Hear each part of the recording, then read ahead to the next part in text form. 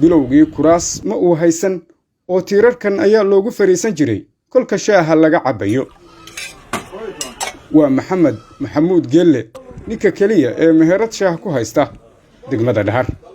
meeshan waxaan degay 95 meesha halkan joogno marka intaana waan joogay badiba xun yar oo official anka bil iyo labo wax ma sheegi karo inta wax ku dhaqna waagi hore banaan bay ahayd dirta mooyaan waaweyn oo qaxaabka mooyaan wax kale lahayn ana u soo guuray sandaqadaasaan ka dhisay waxa iga horeeyay bish yar oo meelahan duleedkayga muddadii 25 sano ahayd ee meheradani furayd waxaa ka hirgalay dabeecado mulkiiluhu la yimi oo inta joogtada ugu xiran la socoto. dabeecadaha maxamed waxaa ka mid ah oo biyuura ninkii shaah maalin kala taga hadduu hadda rag la fadhiyo ragga shaah waa la dhaafaa markaasaa rag wuxuu yidhahdaa yaa shaah qaba markaaniya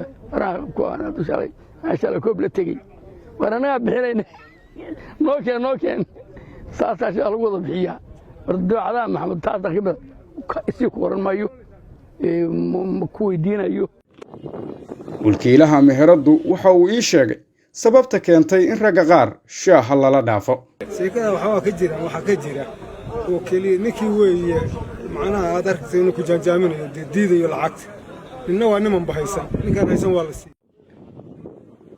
halka meheradani tahay waxaa ku yaal damasha dhaadheer waa kuwa xananta loogu yeero ee Dhahari caanka ku tahay laakiin dhirtan la harsanayo waxaa ka mid ah geedkan gobka ah oo uu bilowgii meheradda mulkiiluhu beeray. horumar weyn buu ka sameeyay geedkan hoos taaganahay baan gobka gurin jirnay waaga uu yar oo riyaa ka celiyo gebkiina maanta inaga hoos taagan.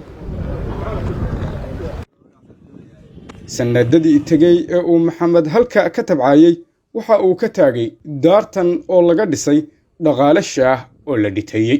markii hore sandaqad bay ahayd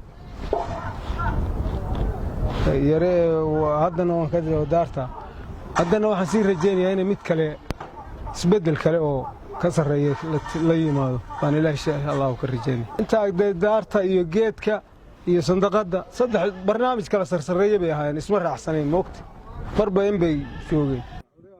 dhowr tallaabo oo uu qaaday muddadii uu cadda iska dhiibayay waxaa dhiiri gelinaya raggii ogaa dharaartii halka la furay. maxamed shaah adkaysan buu leeyahay mushtar badan ma gelin shaahi uu bilaabay weli dabada hayaa wuu ku fiican yahay meheradahan badan oo waaweyn hadda ragga haysta waxba kuma haystaan oo ka qaylinayaan laakiin shaahiis aad buu soo guulidan yahay. deegaankan oo ay ku yar yihiin ragga shaaha kariya darteed maxamed waxa uu bulshada kala kulmaa caqabad laakiin waxa uu ii sheegay inuu hawshan sii wadayo. maxamed xasan dhalo degmada Dhahar.